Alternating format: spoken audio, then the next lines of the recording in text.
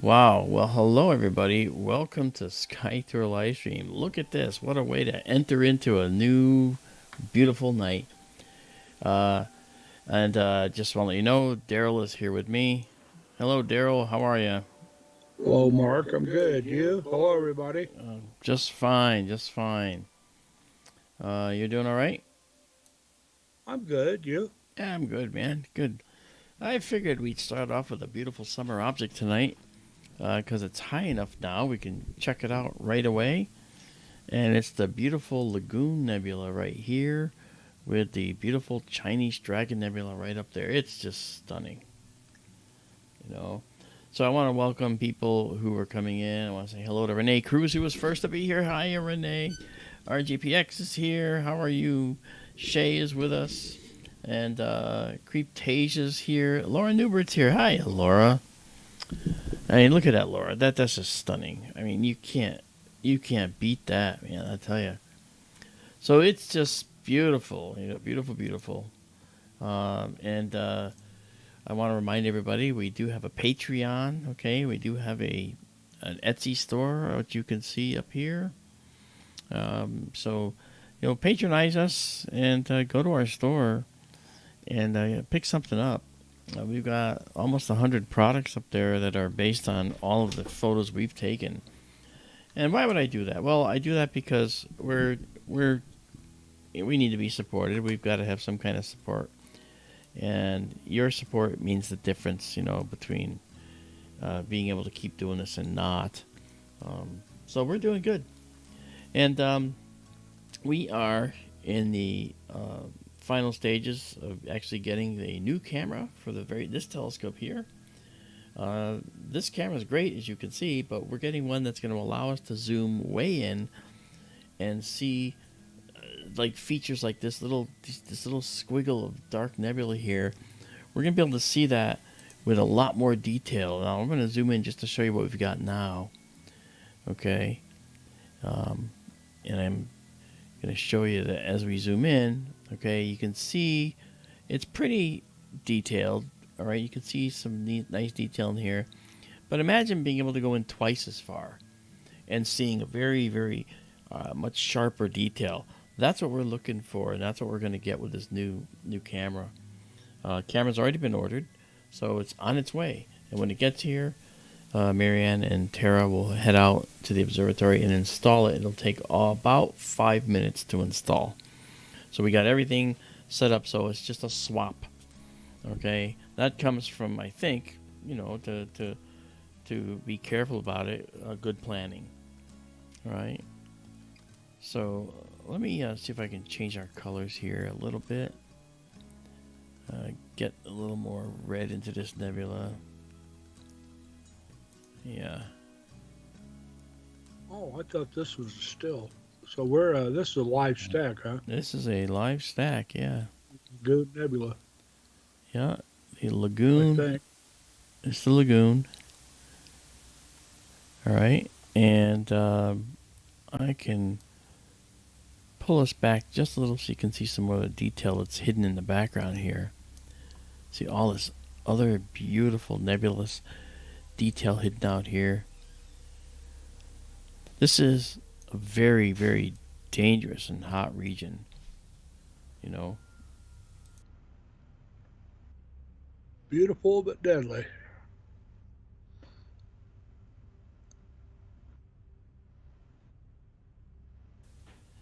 So, yeah, beautiful but deadly. That's correct. If we zoom in on the Chinese dragon side over here, this is a really interesting location. Um, and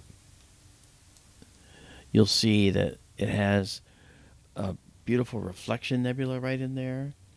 Okay, and then it has an emission nebula here and a dark nebula here, all set against more emission nebula that's behind it. And we call those a diffuse nebula because it's sort of a diffuse cloud of hydrogen gas that we're seeing ionized back there.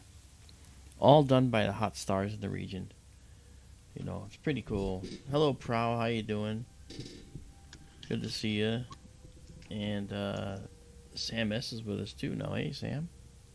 C&D boy. Hey. What part of all that actually is the Chinese dragon? You know what? I don't know that particular answer, but I can tell you this. It looks like these might be two eyes, and this might be the colorful head of the dragon, and this might be its sinuous body. I'm not sure. It's pareidolia at best, right? To figure it out. Hey, Tim F. Right? So it is kind of pareidolic, if that's a word. Oh, sure. Yeah. I thought it was bigger than that. It might be.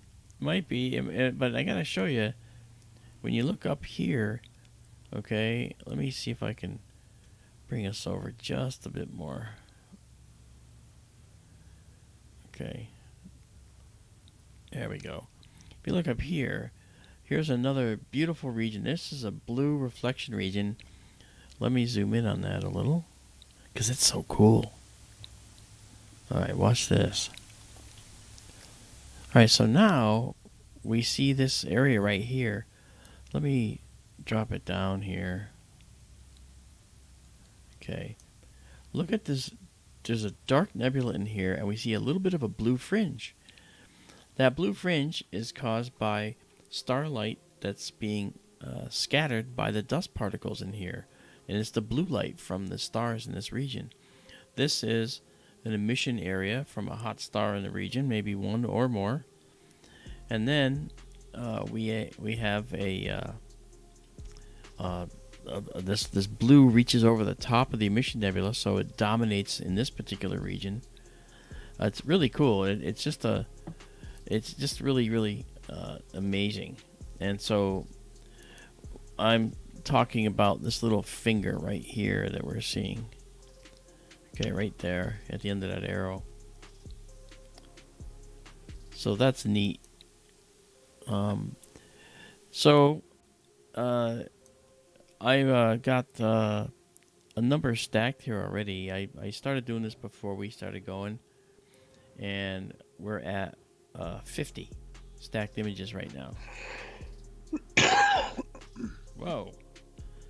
That was a nebulous supernova. So there's the full extent of the lagoon with the Chinese dragon. All right, I looked that up. There's, I think it's the Chinese dragon is quite an extended area of dark nebulosity to the east of the lagoon. Yeah, there's stuff up here and out there. I don't know what the dragon actually is, you know. Yeah, well, as you say, pareidolia, but I mean, I'm looking at pictures of it right now, and yeah, it looks kind of like a Chinese dragon. Very cool. We'd probably have to swing over a little bit farther to the left to see it all. Yeah, head east. But that's all right. We're taking this picture now, guys, because the moon is going to be coming up. So we're trying to get a really good image. That's why I started doing this earlier, just to get this taken care of. So that's pretty cool. All right.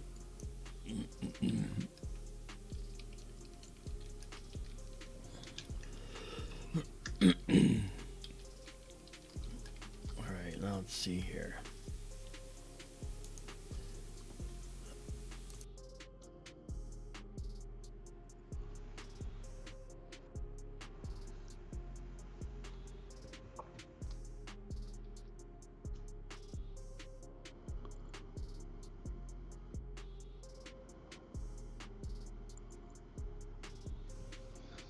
Nice picture.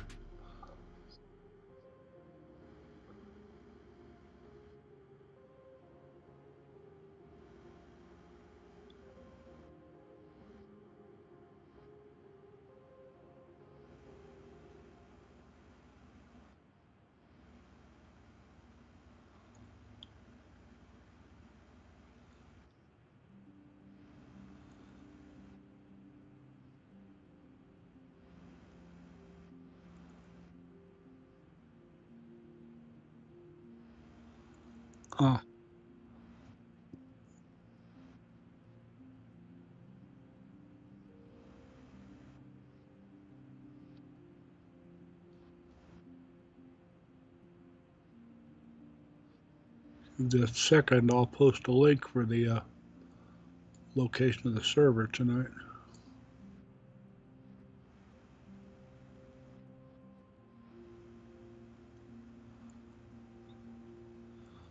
Find it.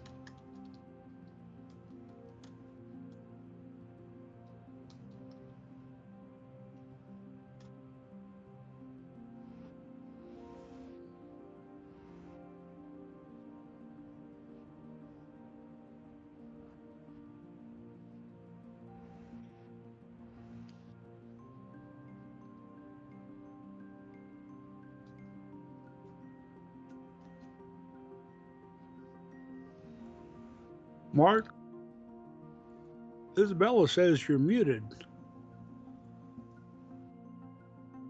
Hello, Izabela. Oh, you know what? I did mute myself just a moment ago. So I've had my, I just took it off. Sorry about that. Thank you, Izabela. I could still hear you. Yeah, you're different channel. So Okay. what I was saying was, this will be up there in a moment. You'll see it, and right here, okay, this guy right here. Let me zoom in. Even though we're in night vision mode, let's zoom in, and you can see right here. That's sort of an hourglass-shaped figure. See the little hourglass right there? Okay, within that is an O-type star, one of the hottest and bluest. It gives off most of its radiation in the ultraviolet, and that star in there is responsible for lighting up most of this nebula. All right, so its hot ultraviolet radiation goes out light years. Really amazing. It's really quite an amazing feat accomplished by starlight. But the hydrogen atoms do ionize, and we do get this beautiful glow of the hydrogen gas from it. Hello, Alicia. Alicia Vieras is with us. And Darlene says hi. Hello, Darlene. Darlene, I want to tell you that your backpack, I saw an image of a backpack that Darlene got for school. Really cool. It's stars and planets and stuff. I think nebulae and stars all over. A really nice backpack. I think I see her smiling right now. So it's very cool. So this area right here is the most important part of this nebula right there. The core. All right, so now let's just back out a little bit and be ready to check out the next item, which is the Trifid or Trifid Nebula. So there is the Trifid Nebula up there, and we are in our night vision mode, so we're just going to go now, and it's just simply going to go up to the upper right here, and there's the Trifid. Boom. Here we are. Okay. When you can see the teapot in Sagittarius, both the M8 Lagoon and M20 Trifid are sitting just above the tip of the spout of the teapot. That's right. Just a little bit above the center of the galaxy. A very small amount above. Okay, so this is going to be this is pretty bright. So we're going to do a 20-second shot here. All right, and just as a reminder, the most important fields in our system is this one here, the exposure, and this one here, the gain. Okay, those are the two most important fields. The gain is at 200. It's a fairly low gain, and that's good because we don't want to overblow it and put more noise into our image. And the exposure is going to be 20 seconds. So at that gain of 200 gain, we're going to do a 20-second shot, right? And now let's see what that combination delivers us. Okay, so there we go. And down on the lower right there, over here, you see a yellow progress bar. So it's over here. Okay, and that progress bar tells us how far along we're going.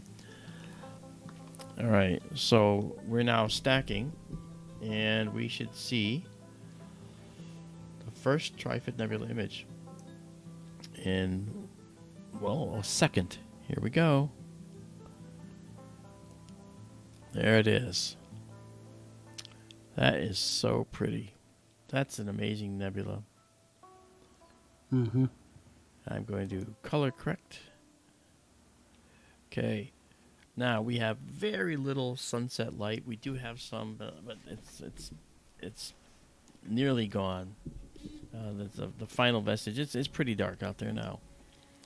So here again we see the amazing colors. All right, it's got this blue light because this is all dark nebula in here. Dark dust created from countless millions upon millions of supernovae that expel dust into interstellar space, and supergiant stars that in their outer atmospheres form molecules of carbon.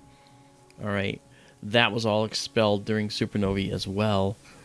And then other materials in interstellar space created in the hearts of the stars bind with these dust particles, making them a primordial soup of the fundamental particles that make up all things planet and most things life. And it's all because of the dark nebula we see in here. And that dust is just the right size, this tiny little micron length particles. And it's just the right size to absolutely love taking in the blue light from the stars of their whole spectrum, red, orange, yellow, green, blue, indigo, and violet. But just the blue gets pulled in by these dust particles and sent off in every direction, scattered. It's called Rayleigh scattering. And that means that we're seeing the dust here, but illuminated by the fact that it's reflecting the light back out of itself. And that gives us this blue glow. And then we have our regular hydrogen glow here in the nebula. What this means for us is that wherever you see a blue nebula in space, that's actually a dust cloud that's scattering light and reflecting light back. So we call it a reflection nebula. But it means that it's also near some hot stars, probably. All right, so that's pretty cool. I think we may have talked about this before, but the blue area above the red area, right here, is the blue about the same distance as the red? Is it closer? Is the blue being illuminated by the star in the blue, or is it all being illuminated by the big O star or whatever in the red area? Okay. As far as that goes, okay, the reason this is red here is, as you suggested, there's a hot O star in here giving off most of its light in the ultraviolet, and it excites the hydrogen gas and makes it glow red. But then this means that the fact that this is blue says that the blue light from a star somewhere is being scattered. Now that might be this star, but this could also be a line of sight thing. I don't know if this star is closer to us or farther from us. It could be that the light is being scattered. You'll notice this is kind of a circular thing here. All right, this circular shape could be the shape of the ionization potential for that particular star. I actually don't know that. But if you think about it, there is a definitive range out to which you can do that ionization. Now, all O stars are not the same. You have O stars that are hot and large, and you have O stars that are lower temperature, almost B stars, but they're still O's. See, it goes O, B, A, F, G, K, M. We are a G star. That star right there, in there, there's two in here actually, are O stars. All right, at least one O star. And that O star is one that will be extinguishing its light in just a few million years. Don't know how old this is, but when it goes, there's going to be a supernova remnant right dead center within this area here. And that might cause this area to change the way it looks. And potentially in a very short amount of time. When we get a supernova, the ionization can change literally overnight. And you'll see a difference. If you see the light change, then you'll see the nebula change. And it might be a really exciting time to see that O star go. For a while. Yeah. Yeah, the blue I can see as the image stacks and builds up. Looks behind it, doesn't it? Sorta, but I can see the fainter parts of it almost at 9 o'clock on the left and Oh, sure, right there. almost to 3 o'clock on the right. Yeah, out to here it is. And also down here. Okay, watch. If I modify this a little bit and pull this back just a bit, pull our black level back, you'll actually see it. Okay. Now you can see that it literally goes this whole extent out here. See that? So what this tells us, and I like the fact that we can dynamically change our light and our sensitivity. Okay, now I'll go back to a dark shot just for now. You'll see that there's a lot of dark nebula in here, and of course the dark nebula that we see here is actually in front of that ionized hydrogen that we're seeing here. Ah, yes, look at that. Gosh, this is beautiful. I wanted to get this before the moon came up, you know. Mm-hmm. If the blue does go all the way around the red, I would lean toward thinking that that bright central star in the red is what's lighting everything up. I would tend to think so. And okay, that was fine. Yeah, I would tend to think so. That's a pretty picture. Yeah. Okay, we have 20 frames stacked. And you see there's a lot of subtlety in here.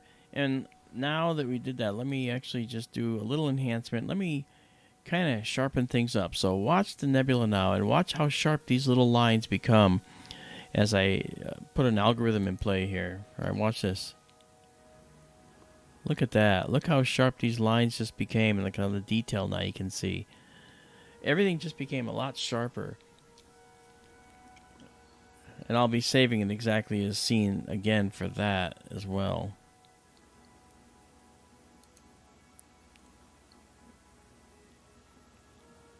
Here we go. All right, so that's up there, and that'll be up on the up there.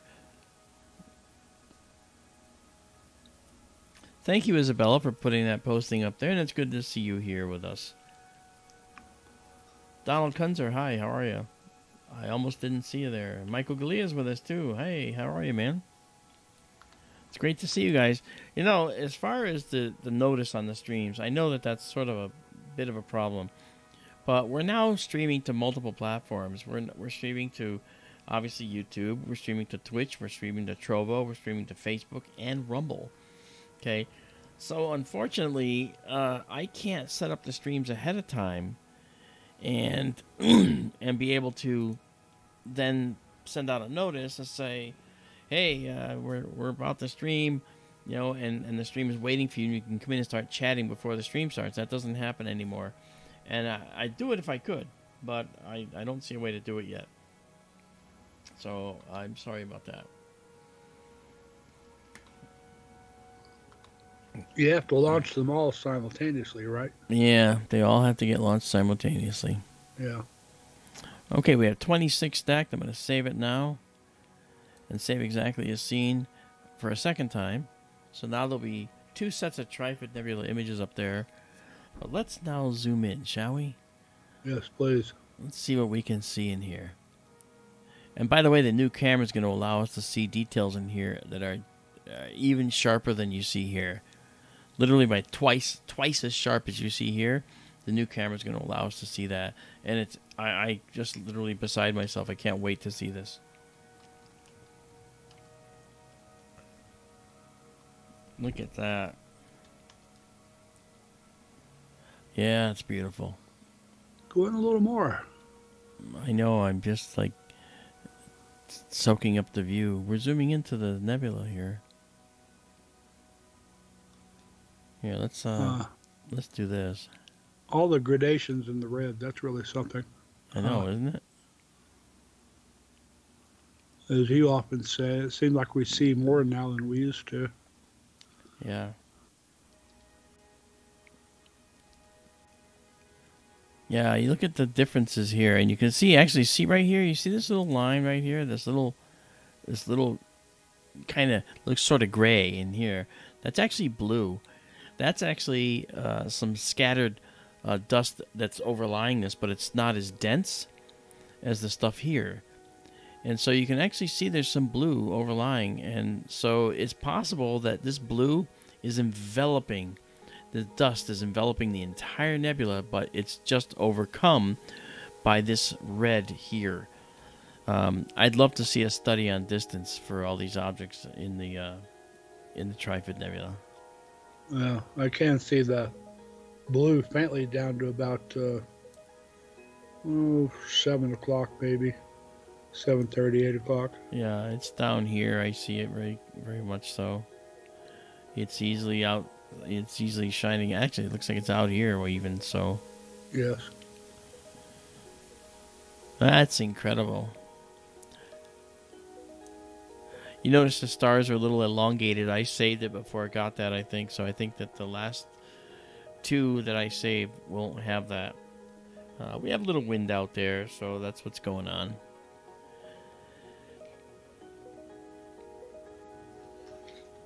Okay, so let's go into our stack again.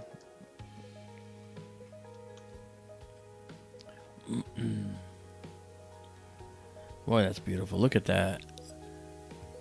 Rich colors, rich assortment of color. Mm-hmm.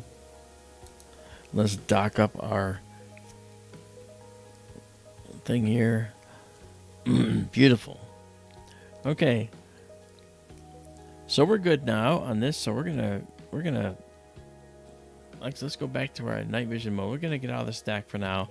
We'll be able to revisit this image shortly. And let's go to a 1 second shot and do our night vision mode. Ready? Pow. Kaboom. There it is. And let's go from 75% down to 33, which is going to give us or even 40, which will get us close to our full screen size. Remember, our image is 4 full moons across and 3 full moons tall. So we're in a wide field system. JSEO, how are you? Good to see you. Daisy and Zoe, hey, how are you? Good evening to you as well. And Darlene, I hope you're taking notes. Alicia, make sure she does. And it's official, I will be at Edinburgh, Texas next week on the 11th and 12th. They're bringing me out to do a talk at that UFO festival out there. And that'll be quite nice. All right, let's go here now, and there we are.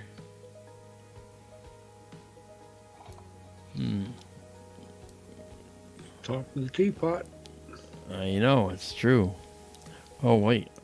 Why don't we also look at Measure 22? Sure. That's One of my favorite globulars. Yeah, one of your favorite globulars, yeah. Okay.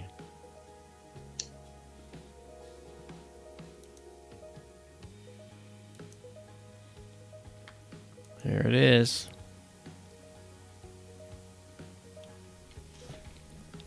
Very nice.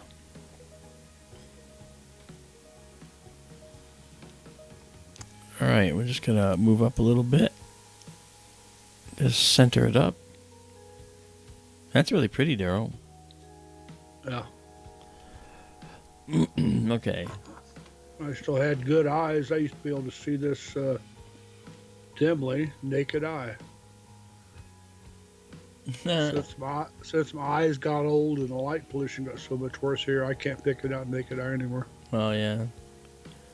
Alicia, when I made a joke about her daughter, Darlene, that there'll be a test, and she said,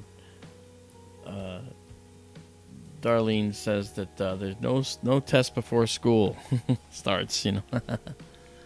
That's funny.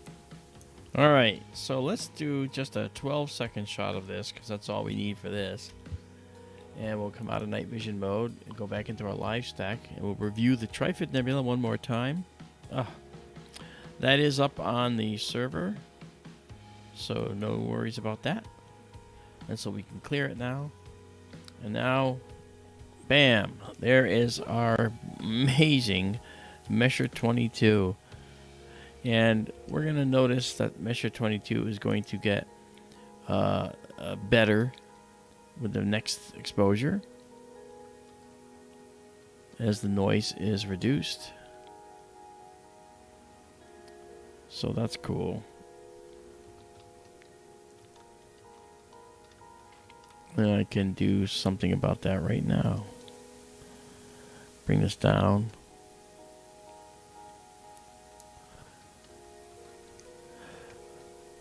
Let's zoom in because I wanted to show you something. What we think is noise are actually just myriad stars out there. So this is becoming a much better shot with each passing moment, with each passing seconds that we're capturing. But it is, in fact, a big star field. And if we zoom out far enough, you'll see that there is some red up here, which is a little hard to see with these words. But we're actually in an area where there is a lot of nebulous detail, a lot of soft, diffuse red, beautiful nebulae. Okay, that's really pretty. It is. If Messier 22 was higher up in the sky, it would rival Messier 13, the big one, in Hercules.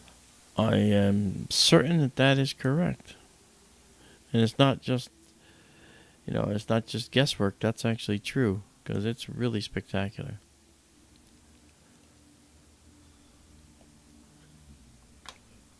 Moon's up already in Arizona. Yeah, I know. That's a problem. Yeah.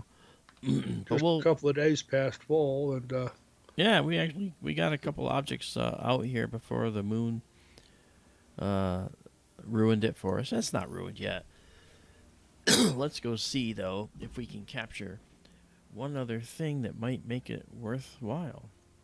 Well, first of all, we'll make note of this guy. Okay, this is Measure 22, M22. Okay, and it's a globular cluster, GC. Okay, I won't put its name up on the screen. Okay, so we'll save it. There we go. And save it exactly as seen. You can't deny it's a beautiful object.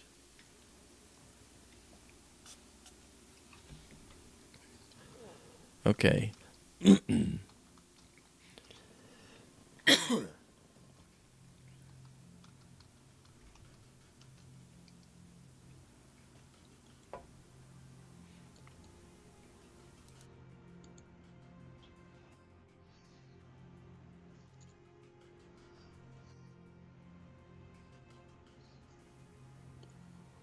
Okay. Now, we can clear it. Let me save it first. you talking about UFOs, I guess you're going to when you go to Texas. Yeah. And I see Lubo in China is talking about UFOs too. I saw one of the weirdest UFO videos today. I generally don't talk about UFOs much, but Yeah. this Generally, you was don't. filmed. I'm sorry. Generally, you don't. Yeah. Yeah, well, then I've seen several. I just uh,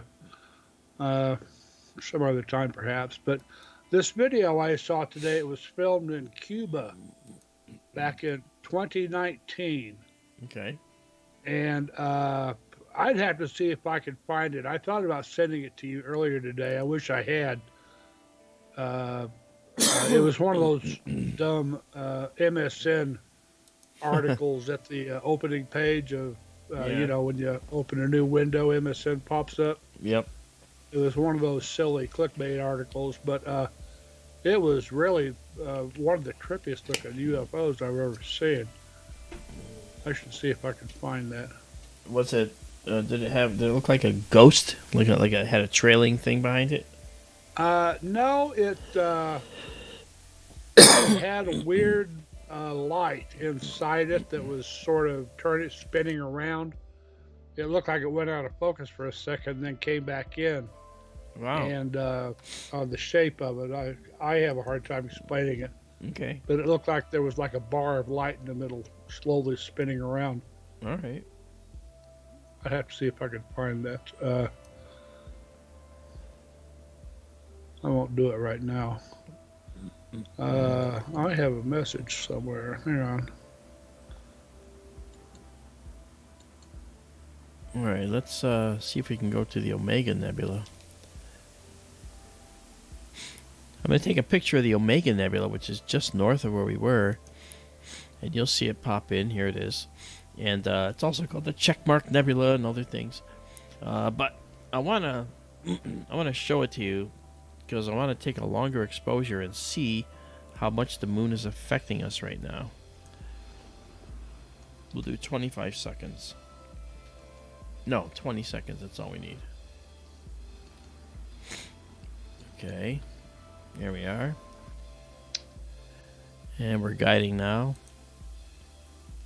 The Duck Decoy Nebula. There's that one too, yes. And we'll just review our beautiful Measure 22. That's up on the server right now. Hey Lubo, by the way, hello.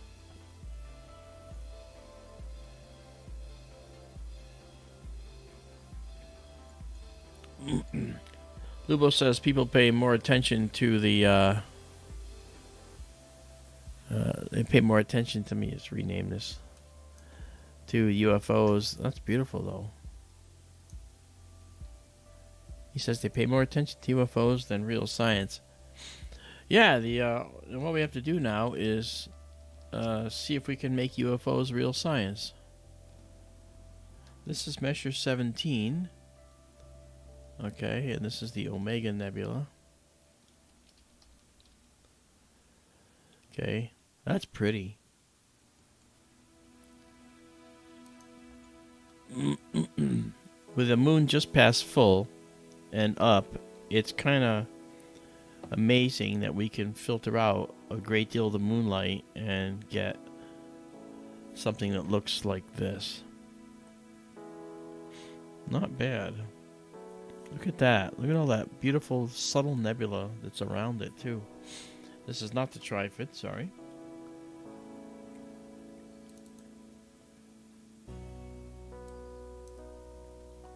This is Measure 17. Huh? I found it. Alright.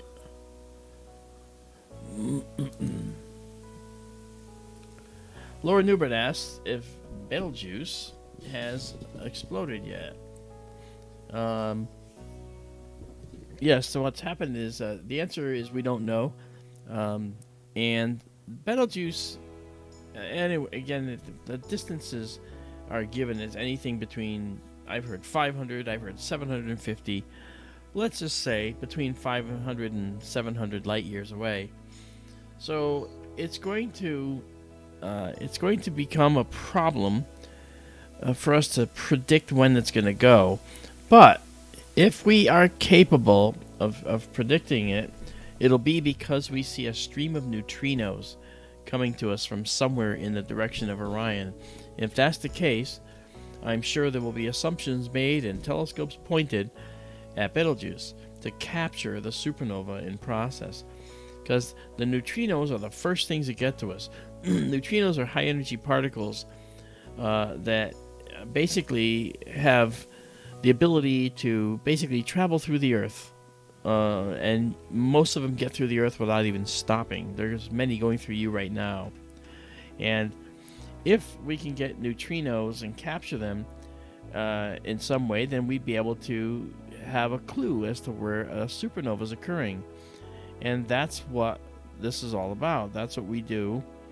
And there's tanks which actually have sensors in them which capture neutrinos. Now, it can't capture every neutrino. It only captures a few. But those that are captured give an indicator of how many more there might be out there and so forth. And they're usually deep in the underground caverns. And there are tanks of special water. Pretty cool. Yeah. And Laura says, studied at Stanford Lab here. Or Sanford Lab, sorry. Yeah. Are you talking about neutrinos or are you talking about Betelgeuse? I found the video. Okay. I don't want to distract from the stream. Oh, sure. Just dangle it. Everybody goes, I want to see it. I want to see it. That's okay. I can post a link. Do you want to show it? Actually, why don't you can post a link. If people want to go see it, they'll go see it. Okay, I'll post a link. But once you... I'm sorry, go ahead. I was going to say, post it at the end because when the moon's going to come up, it's going to spoil a lot of our viewing. So why don't we, when it gets higher, I should say. So why don't we wait on that until we're at the point where we're going to disband for the evening. Okay, I'll try to remember. Oh, I'm sure people in chat won't let you forget. It does look like a object has wings and then sort of really bright light. Is it orange? Parts of it are orange, yes. I saw it. I know the one you're talking about. Okay. Yep. Looks like a really bright bar or bow tie of light sort of spinning under it or in front of it. Yeah. Okay. Remind me and I'll post it later. All right. I have to tell you, we've photographed the Omega Nebula before, but I've always been kind of bored by this nebula, but that's changed because look at the detail in here now. I don't know what it is, but we're getting way more detail with this telescope than we have before. So this is really impressive. I'm going to zoom in on this now. Yeah, I always call it a duck decoy. It looks like it's standing on its head. Yeah. Like you see a duck decoy, you know? Right. The base is to the upper left and the head is to the bottom right. There's the base and there's the head.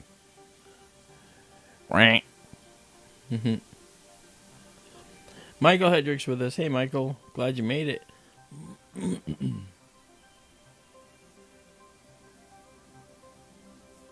Gorgeous. Oh, yes. Wow. And this is 18 images stacked. And I'm seeing stuff in here that I have never seen before. Wow, look at this, guys. You see this right here, this area? And this area? Unless I miss my guess, we're looking at some reflection nebula in here. It looks a little bluish in here. I think I'm seeing new colors that we've never seen. There's some blue down in here. Look at that, Daryl. I think we have some. I mean, we know there's dust in here because you can see it, but I've never seen that. I'm gonna save it with 20 right now, just so we have it. I mean, I also have the telescope guiding quite well, so that's a whole nother thing. All right, so let's turn it off. The name, we don't need a name there. But look at that. This looks like there's some subtle blue glow. And look at this. Look at that sharp outline right there. There's a sharp outline of something right there. Mm-hmm. That's neat. Those want to know what I'm talking about, I'll outline it for you. It is... Well, there's several actually. As I'm looking at it now, there's several locations that are just stunning. I mean, we have this location right here, right in the center of that box, this stuff right in here. Very sharply defined edges right there.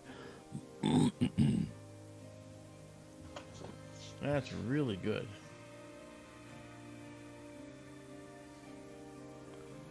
Lubo says there's only a chicken emoji. There's no duck. That's funny, Lubo. Hello, Gladys. Nice to see you. Look at this. I am just... It's almost like I'm viewing this nebula with new eyes now. I just can't imagine with the new camera. The new camera's gonna... it's gonna be night and day. Yep. And then you'll have to start shooting everything all over again. And I'm afraid I'll have to. Yeah. That's okay. Have to figure out what old stuff you want to keep, if any, and then start over. Yeah, that's true. Okay, there's 26 frames. I'll save it again. Wow. Look at the blue is getting more pronounced. You can see it kind of rambles right through all this. You can see separations. There's an area right there where there's a hole. You know, if we zoom in on that some more, you can see there's a hole in here, and there's some subtle blue coloration right in here. You can see it. It's mixed, and there's knots of material in here that have gone unnoticed by me anyway before. Look at this, these knots of material in here. That's just beautiful. Wow. And all of this is shaped by the motion of the gas in the nebula as driven by the stars that push the gas with their stellar radiation. Looks like an ear over on the left. Here? Higher up. Oh, this? That big loop. Yeah. Oh, yeah, right there. Yeah, look at that. Yeah. See the big loop and... I do. Right there.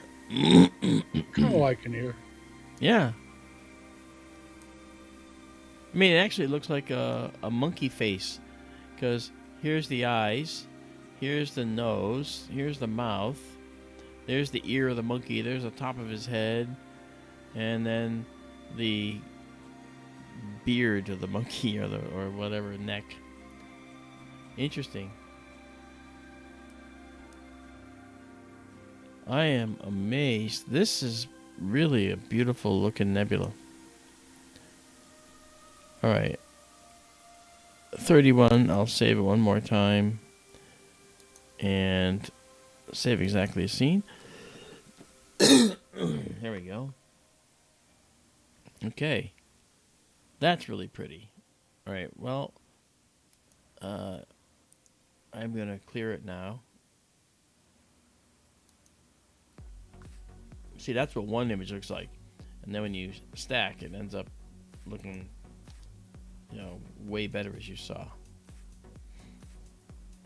And there's people out there that will take images and not stack. And I just can't understand that. You want to get rid of the noise. Alright, night vision mode coming up. There we go. Alright. Let's, Lubo said you're calming. I'm calming. Yeah. Oh, well, that's nice. Satisfyingly calming. At least they didn't call you. At least they didn't call you boring. Agreed. Just kidding. Agreed. No, that's agreed. If people were to find this boring, then they don't have to listen. But it's really hard. It's so hard to just not want to just keep exploring the sky. Yeah. All right. So that's that. I want to do the Eagle Nebula, but I really want to do something else. What we talked about earlier? Yeah. I don't know if we can. I mean, we can, but let me do it this way.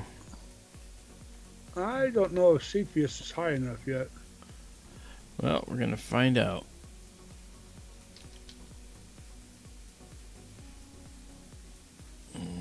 It's so far north it might be.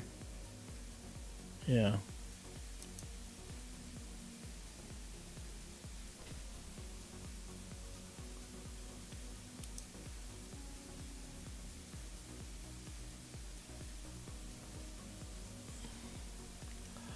Yep, it is. But one thing we're going to do first is this guy right here.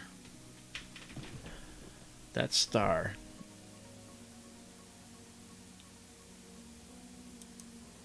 We can thank Izabela for this. She inspired Mark and myself. Mm-hmm. All right. You can watch the telescope now go moving. Okay, you watch the telescope go zipping around here. It'll be... There you go. All right. That red star is Herschel's Garnet Star. It's really a fascinating star. Yeah, we're going to see it here in just a sec. Here it is. Yeah, Izabela processed a great image of the Garnet Star shared with us today. Yeah, it was really pretty. Perhaps we could show that at some point. Yeah. I could send it to you if you wanted. I saved it. Yeah, please do. Okay, give me just a sec. We're going to move this to here. And we go back here. I'll show you why. As the moon rises, it's going to make it harder and harder for us to see what we'd like to see. I'm going to do this. I'm going to select our STLS crosshair and then center on that with our frame. This is the image of this is the image field right here. So what I'm going to do now is I'm going to move us a little more south.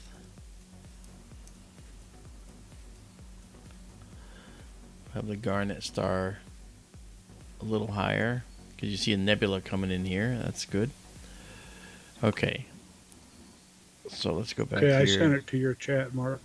Okay, thank you. Mm-hmm. So we're going to take a picture of this, and then we're going to move over and take a picture of this. So we'll have like a composite, a nice mosaic. All right, so let's go see here.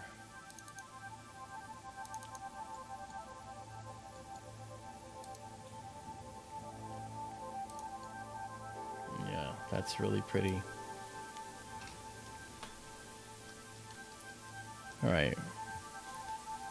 Okay, so what we did now is we are starting a composite, and this will be a 25-second shot. Actually, 20 seconds, keeping in mind the moon. And look at how red that star is. It shows up so cleanly. Now we'll do this and clear that because we already got it. And then we'll see the first image of the Garnet Star come in here in just a moment. Here it is. Color correct for the moonlight. There we go. And now you can see some of this other stuff. Look at how beautiful that is. All right. Yeah, Okay. when you see all the faint red there, Mark, if you could go to Stellarium for a moment. Yeah, actually, I was about to show this. I was about to show the image. Oh, okay. So you probably got a black screen right now, Daryl, because I I'm do. okay. All right, so this is that star. Check it out. There's that star. Some beautiful dark material in here.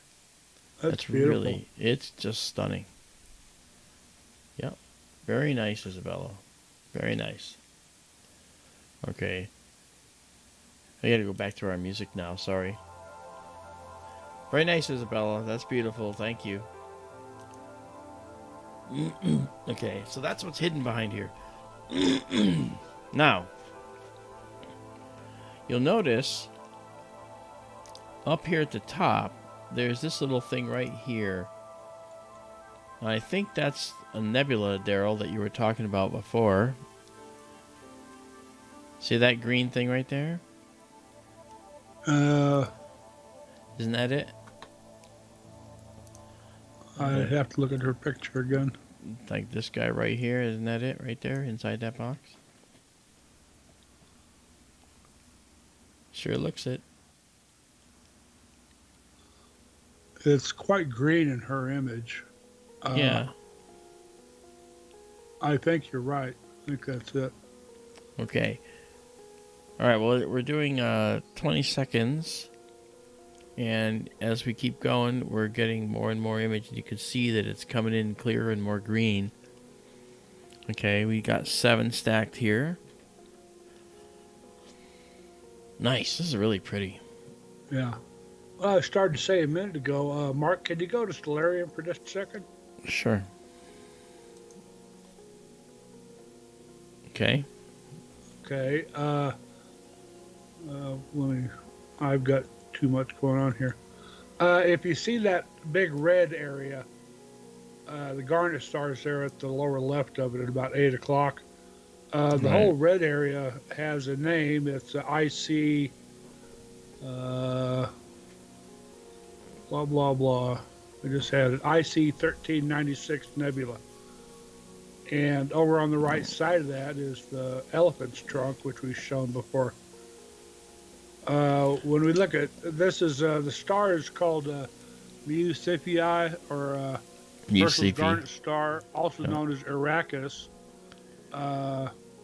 This is a red supergiant or a hypergiant. It's about 100,000 times brighter than the sun. Also one of the largest known stars of the radius of around or over 1,000 times out of the sun. Yep. And Izabela sounded concerned that she said cosmic ray told her it was not a carbon star. I can try to find that real quick. I think we went through this last time, and it may not be a carbon star. It might just be a red supergiant.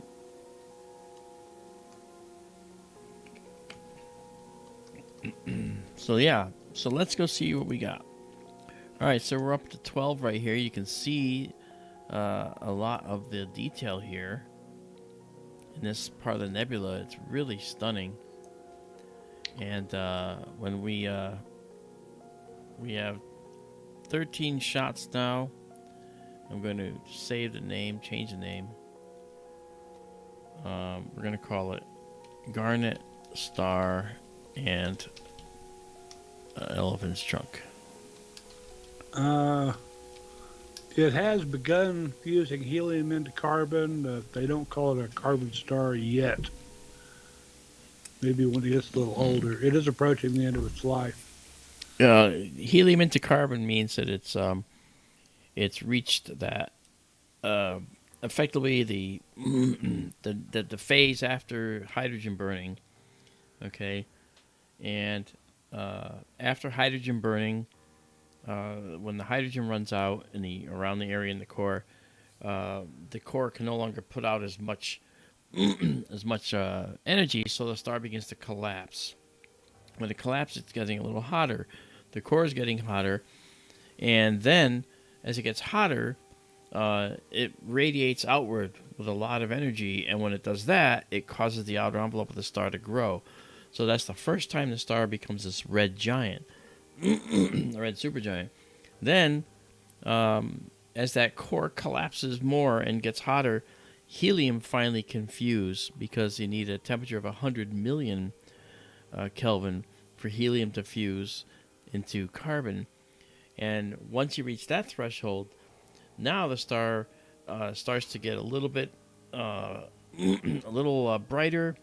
The star becomes a little bit smaller, and it starts to fuse helium for a while, and that's called a horizontal branch. And then once it runs out of its helium, the core again collapses, and that again pushes the outer layers even further out.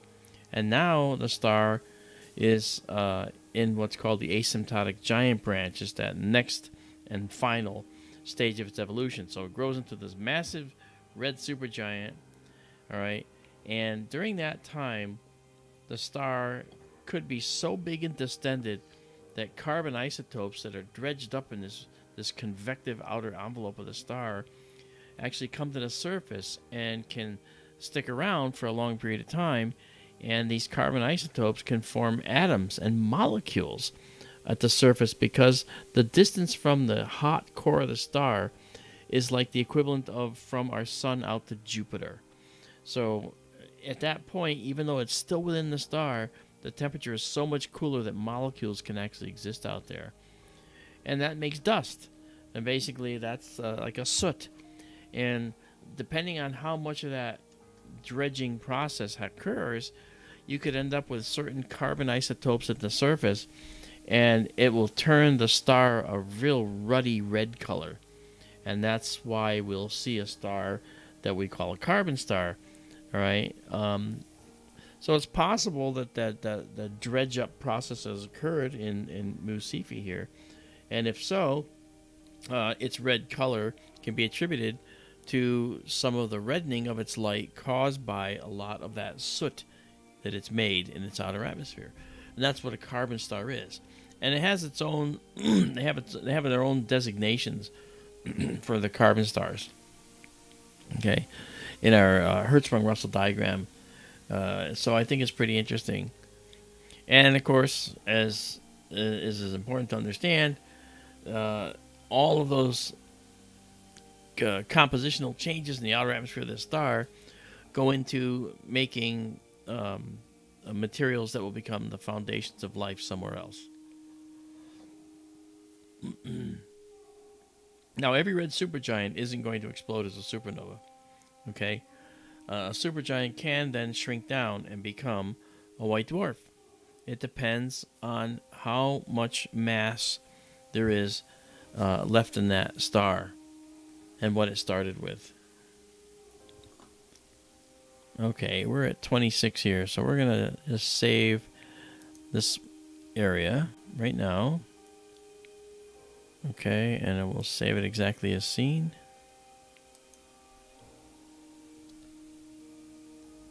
Okay. All right, so now we're going to come back in here, and we're going to actually made a mistake. I want to get out of the stack here, because we're now going to do this again, and we're going to move the field down to encompass the elephant's trunk region. Okay, so there we are. Now if we go south, we're actually going to go that way. So we're going to go south and bring this down, bring this top part down to about here. So we'll have the elephant's trunk in our view.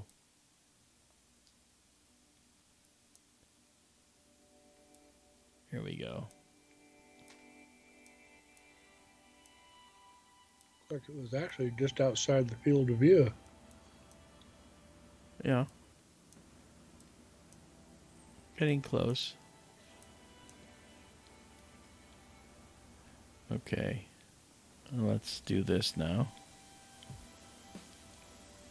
For the Garnet Star, it used to have 25 solar masses. Okay. And like on Izabela's beautiful picture, it's been sloughing off tons of material Yes. at a furious rate.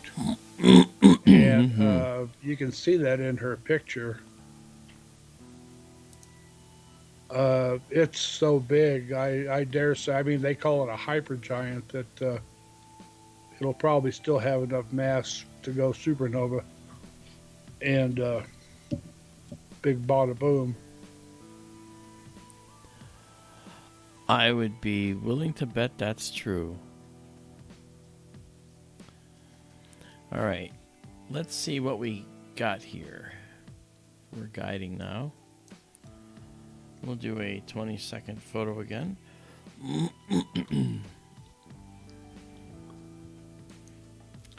And go into our live stack. So with this, we've moved this down, so now that we're going to be down here at the bottom, somewhere in here, right? And below that. So now when we clear this, the next image should technically mate with this one. So here it comes. Let's see what we got.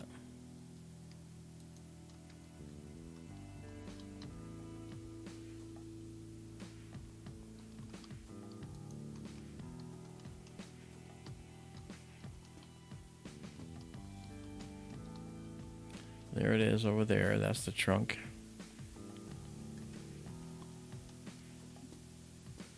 So what we're going to do is we're going to get some shots here, then move this all over, and get some shots over there.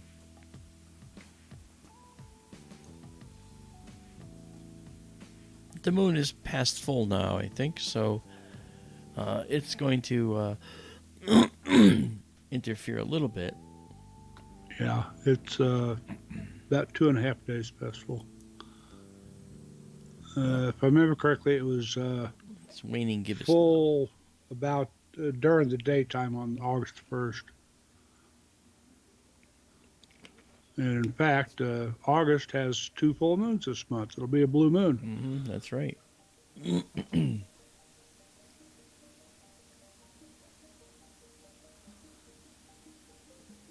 Isabel says, I was about to say it.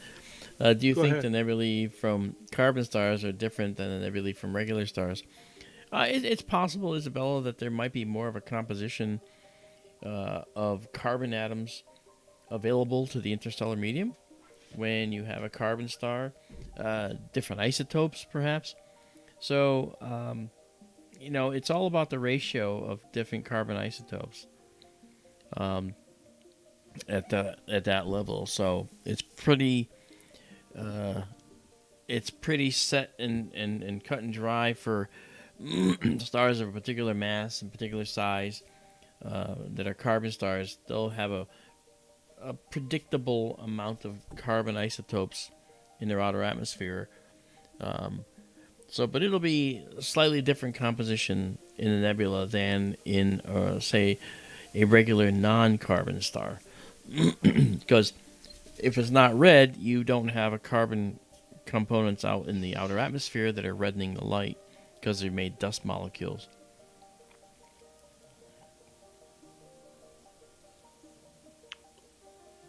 Okay, so this... And I dare say whatever nebula is there after a supernova is probably going to be very different than what the nebula is now. That's correct. I mean, the supernova will put out all sorts of stuff. Yeah, it's gonna spew everything out that's at the contents of the star, and Okay, and the star will actually spew all the elements created in its core. It'll spew all the elements that it was made with in its envelope. And it will also, during that process, generate very high pressures and make additional elements through a process called the fast process. So that the supernova then will make a lot of elements in that particular phase of its life when it finally decides to explode.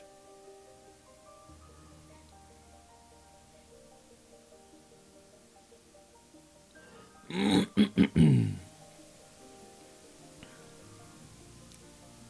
don't Izabela, see it's right here. Oh, okay. Yeah, that's okay. See, because the key is this little triangle patch of dark nebulous detail. This is the core of it. This is a beautiful beautiful patch. This is just gorgeous. We're gonna move all this over a little bit to capture the right-hand side in just a minute. Izabela has another interesting question Yeah. about the veil. Okay, Izabela says, I was looking at the veil yesterday. I was thinking, could it be from a carbon star? It's quite different from any other nebulae. Well, it's also close. It's not far away. So it is rather big in our sky, so we can see a lot of detail in it. Whether it's from a carbon star, well, I don't know about that. A carbon star is going to have a certain amount of mass, and so we want to be careful to make such a pronouncement. We've got to be careful because we don't know if a carbon star could have made that. The composition of the material in the veil will make that determination. And I actually don't know, other than the oxygen and hydrogen, I don't know what else has been found.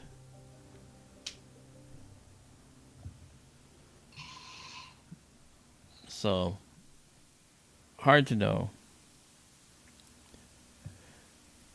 Okay, I'm going to go to 18 exposures here, because that looks like all we need to capture this.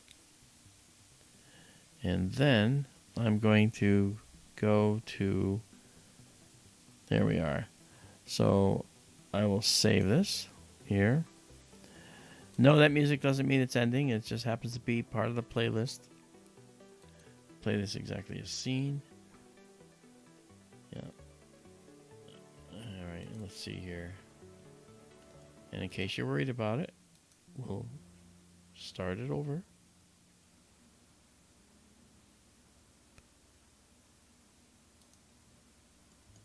There we go. Okay. All right, so we got that. So what we're going to do now is come out of here. We save this with 18 exposures, and it did 2 more. And now we're going to go back to our 1 second and move it to the left. Okay, you can see right here, this is our area right here we want to look at. So take that star and we're going to put it over here. And we're going to go to the west.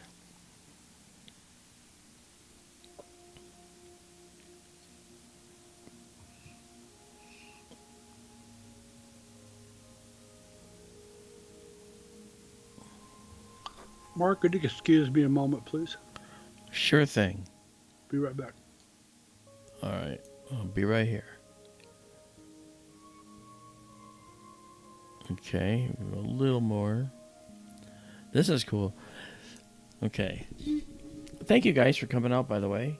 It's really cool to have you here with us. Okay.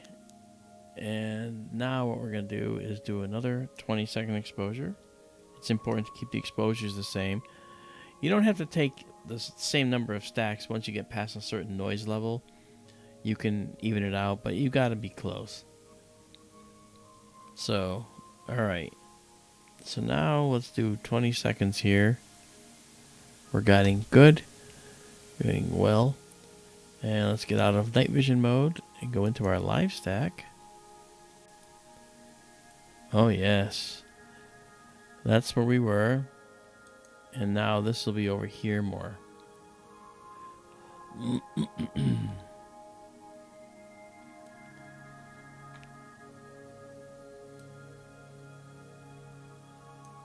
Here we go. There's our elephant's trunk right there. And the next exposure, you'll see a lot of this noise go away, and you can see this even more detailed. Watch. Ready? Here it comes. Pow. Look at that. See how much more detail there is? And we'll get more still. And the moon's out, by the way. So, not bad. Let's color correct for the moon. Hey, Daryl, welcome back. Thank you. Okay, now it's centered up.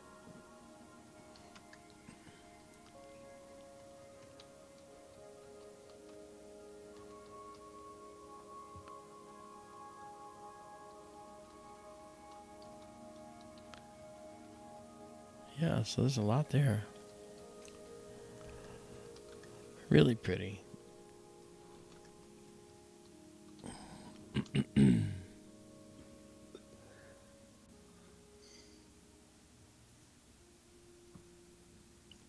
All right, so we stacked 4 so far. We'll keep going.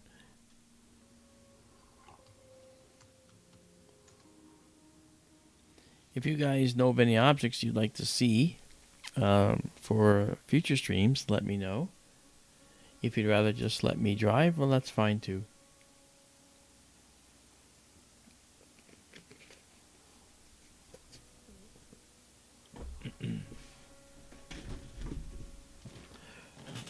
Michael Galea says, I wish you were an instructor. I'm learning so much from you. Well, the truth is, I am an instructor, aren't I, in a sense? Right? And Daryl is too. We are a ragtag fleet of ships. No, we're not. That's Battlestar Galactica. We are a pair of astronomers that we know our stuff. You know, Daryl knows his within his purview. I know mine within my purview.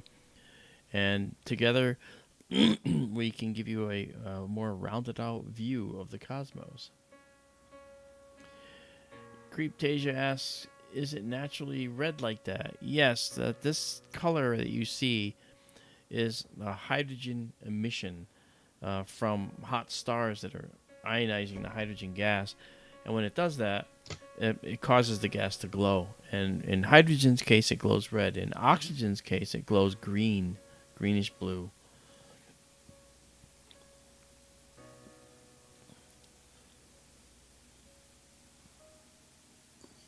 My co-workers used to call me Professor. And Marianne, here on Gilligan's Isle. Yeah, I have friends that say that to me. You know, I get a phone call. Hey, Professor. Oh, hi, Mike. You know.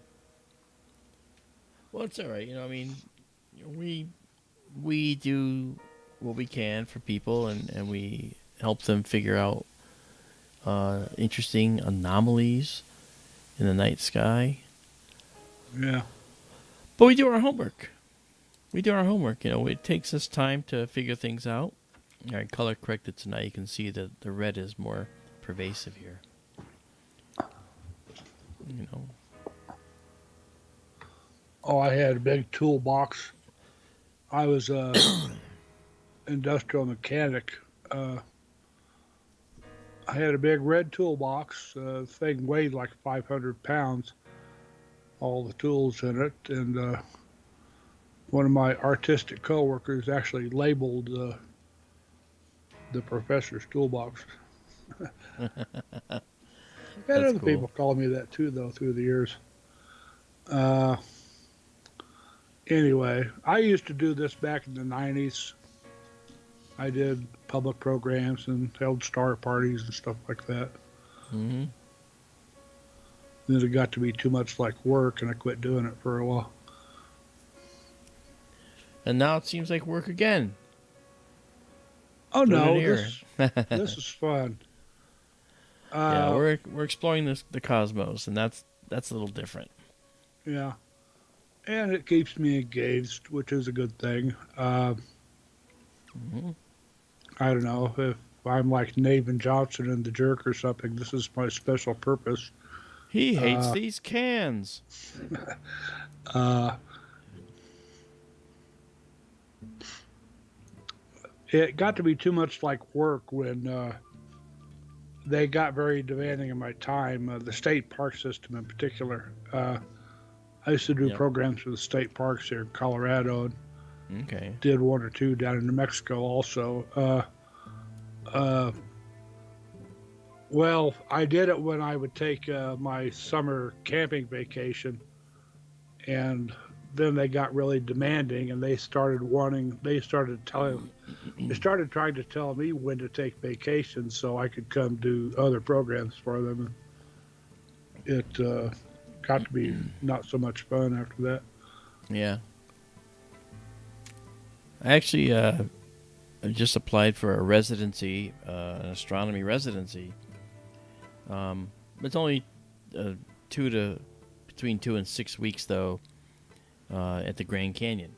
So I don't Hmm. know if I'll get it. If I get it, that's great, But I did apply for it, so we'll see what Cool. happens there. I'll let you all know.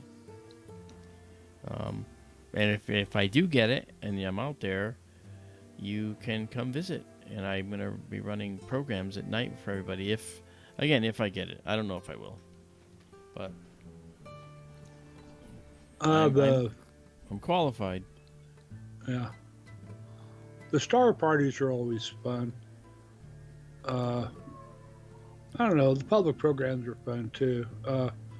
Hmm.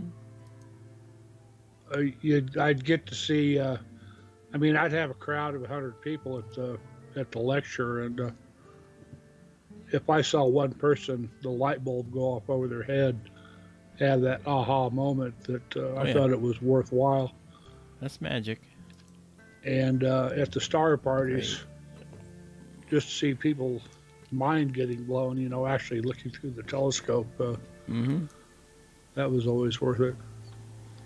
Yep, without a doubt. Okay, we did that last one of the elephant's trunk there, and so now we can make a mosaic of that.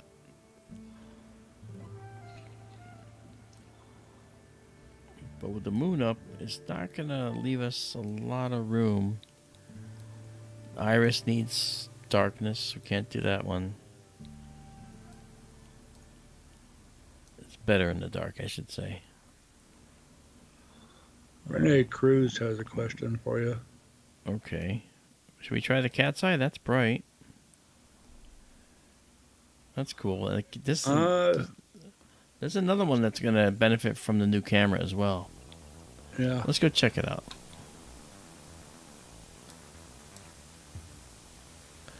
All right. Okay, Renee Cruz has a question. Yeah. While stacking images, do you see that? Okay, let me see. Oh, while stacking images of interstellar outer space like you're doing now, is there ever an incident of an extraterrestrial alien spacecraft streaking across the TV screen? Not yet. I'm looking forward to that possibility, though, to be honest. We have not had one streak across the screen, but boy, would I like that. Get a lot of satellites. We get a lot of satellites, that's correct. That's And upside that down, so should reminds we just me, write a center? So, see that guy? Yeah? Space Weather had an interesting picture up a couple of days ago. I thought about sending y'all a link, but I didn't. That new satellite with the huge reflector on it, the Blue Walker 3, I think they call it. Oh yes, it's a blue. I know what you're talking about. Yeah, some guy imaged it with a 24-inch telescope over in, I forget, Canary Islands or someplace, and it was as bright as a first magnitude star. And I guess once they prove out the concept of Blue Walker 3, they're planning a constellation of these things, except they're going to be even bigger, like 2 or 3 or more times bigger. Blue Walker 3 is about the size of a squash court, they said. I don't think it's And- gonna fly. Well, I would hope not, because, I mean, Yeah. we're talking like another 100 of these things, even bigger if it does work. Yeah, I don't think that's gonna work. I do not think they're gonna do it. I should say I don't think they're gonna be able to do it. They're gonna get too much of an outcry. You know, that's just stupid. What's the point of having that up there? Well, we'll see. I mean, That's what we want. somebody approved this one. Yeah, I think The it was. FAA, whoever approves that stuff. Same people that approved Elon Musk to do Starlink. Yeah, but this is far worse. Oh, I agree. And I don't know what they're planning on actually. I haven't looked at the Blue Walker program to know what they're actually doing with it.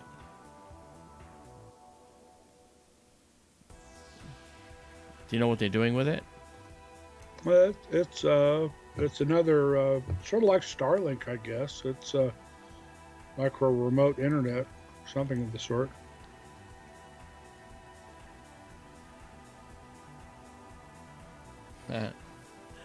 Michael Hedrick, that's funny.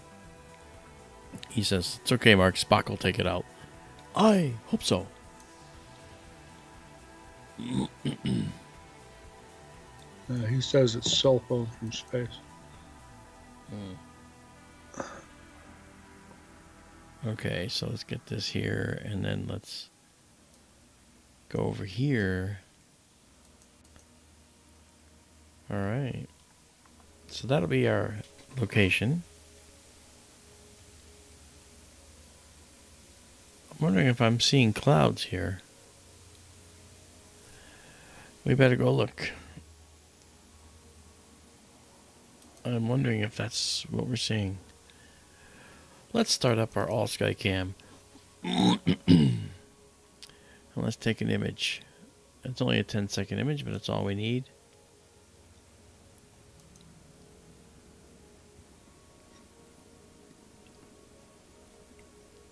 The moon will be up too, so that could be related to it. Alright, so no, I don't think we see clouds. Okay, that's the east, that's the west, that's the south, and that's the north. So that's not a cloud I see in the south.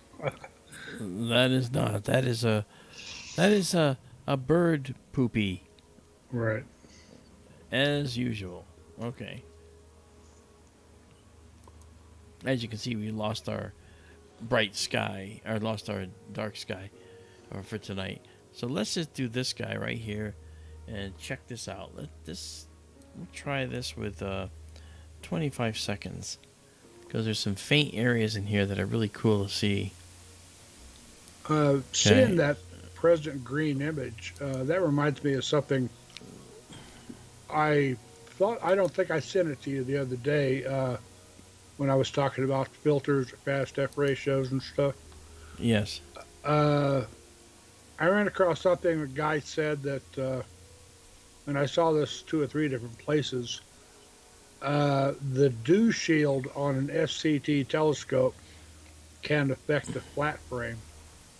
Had you ever heard that? I have not.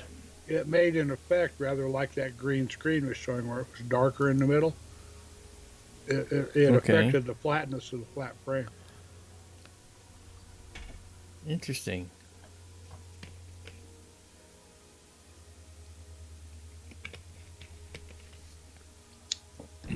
For what reason, do you know? Um, Probably because it was cutting off axis light from Hmm. the outer I, edges of the optics. okay. If I had to guess. I would guess similar, but I'm not sure. Yeah, we're losing this. This should be a much better image than what it is, guys, because it's got a lot of noise that shouldn't be here, and it has to do with the fact that it's not dark anymore in the sky. It's actually quite bright.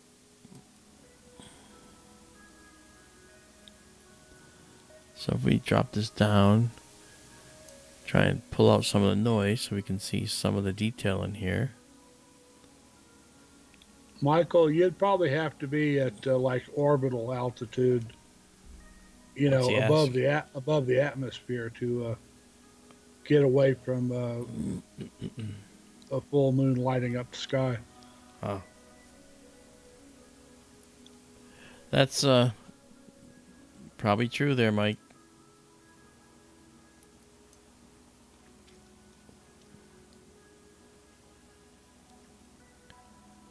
Yeah, 5 stacked. We should see more detail here by now. Yeah. See that All one right. little green patch off to the right?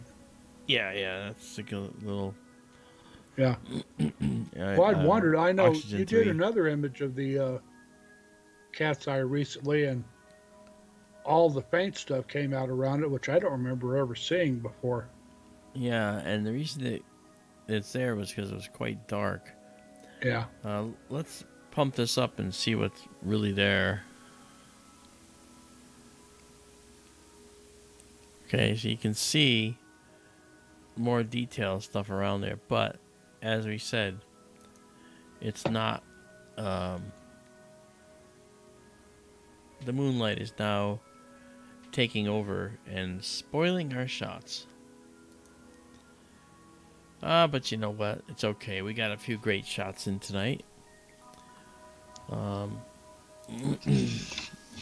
so what I'll do, and I got my fix for the night. I have to have a fix, guys. Okay, if there's a drug that I take, it's the drug of faint light from distant objects. Wow. Give me a minute. Izabela stitched together the mosaic for the Garnet Star and the elephant's trunk. I know she would. Fantastic job, Izabela. Can't wait to see it. I have to save it, and then I can send it on to you. Okay. I have a feeling it's going to look really pretty. And it's just the stitched one. I get you. I know you're not. I am not expecting miracles yet. I will expect them later. No, I'm just kidding. Okay, so this is our. Oh, very nice. This is our cat's eye here, but it's not that good. So let's. All right, let me see it, Darrow, when you get a chance. Okay.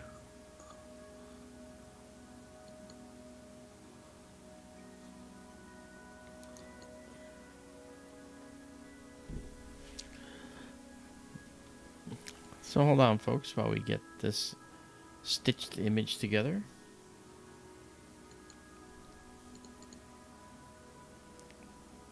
I'm telling you, I was out on the ocean today for 10 hours. And I was just like, hey, I'm floating still. That's the Atlantic Ocean, for those wondering. What were you doing on the water for 10 hours?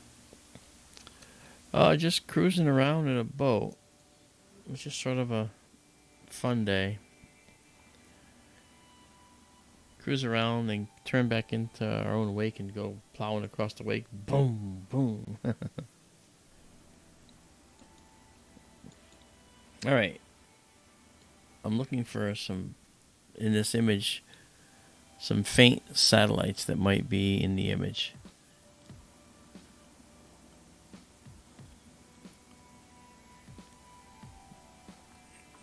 While waiting for Daryl to send me a image. Yeah, I have to rename it to called Garnet Elephant.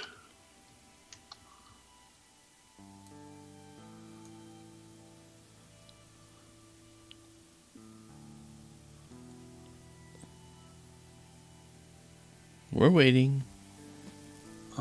I'm sorry, hang on. We're patient with them, aren't we, guys? I think so. Well, let's see. Here comes the Garnet Elephant. Oh, alrighty. Right to your chat. Alrighty, let's go see it. It's a fairly big file. It'll take a second to download. Yeah, I don't see it yet, but I'll Upload. wait. Gotcha.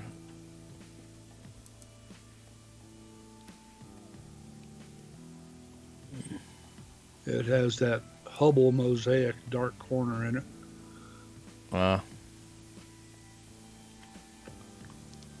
Exactly.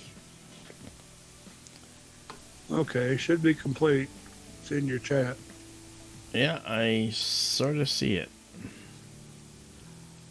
Okay, very nice. All right, so what I'll do now is I'll bring this up in our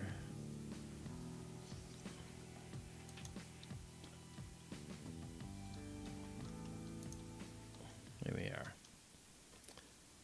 Okay, the music is down in this particular moment. As you can see, here is the elephant's trunk itself. The entire nebula is here, and you can see Herschel's Garnet Star up there. That's a really pretty object. I can't wait to attack that and process it. That's going to be a fun one. And Izabela's like, yeah, I know, I'm going to do it too. Very cool. Well, thank you, Izabela. That looks great. It really, really looks good. Okay.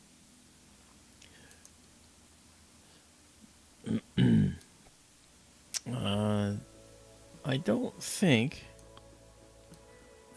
we can benefit from going anywhere in Cygnus tonight, because we're not going to be able to see things the way we want to see them.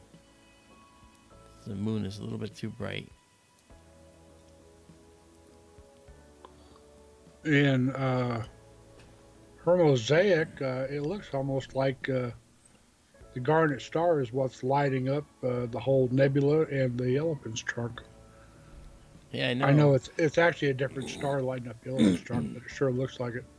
Yeah, well, it's the same color, but the thing is, those red supergiants, guys, they're actually very cool on the outside, and they're not putting out a huge amount of ultraviolet radiation, so they don't have the ability to ionize vast tracts of cloud in the same way that hot blue stars can, like O stars. But still, it's okay. As stars get older, they put out less energy. Yeah. Unless Very they nice. supernova. Yeah. Indeed. Very nice picture, though. Thank you, Izabela. Yeah, thank you so much. It looks great. All right, guys. Well, I am going to pack it in for tonight, because that was, I think, a successful evening of doing a couple things. I have one thing to do. Don't let me forget. Give me just a moment. I'll do it now. Okay, he's going to send a UFO video to all of you. Here we go. We're parking our telescope now and getting it ready for tomorrow if we have another clear night.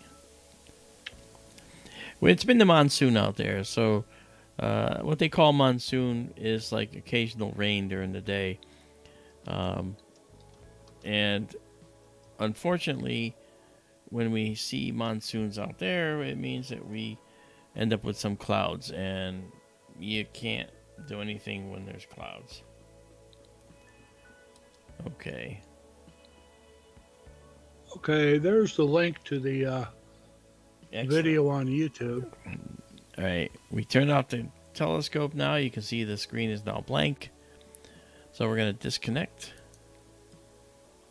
2019, Gladys. And then we're going to close that down. It's one of the crazier UFO vids I ever saw. Very cool. All right, and then we close this down. I'll even send it to you if you like. Yeah. Or I'll send it to the chat. Okay. We'll close that down. All right, and now let's come over here, and so you can see a little bit of what's going on. We're now gonna close the roof out there. Telescope's off and parked, and there we go. Good night, telescope. That square thing you see right there, solar vent. What? Oh, the way it was moving reminded me of a guillotine off at their head. I said. Right. Oh, that's right. Oh, very good. Okay. All right. Very good, guys. Well, hey, thank you so much for coming out tonight. We had a great time, and I'm sure that more will follow. So you guys have a good night, and we will see you on the next Sky Tour live stream. And I'll leave you with our closing video, which is the same as the opening video, so you can watch it as much as you like. So good night, everybody, and we'll see you next time. Good night, everybody. There you go.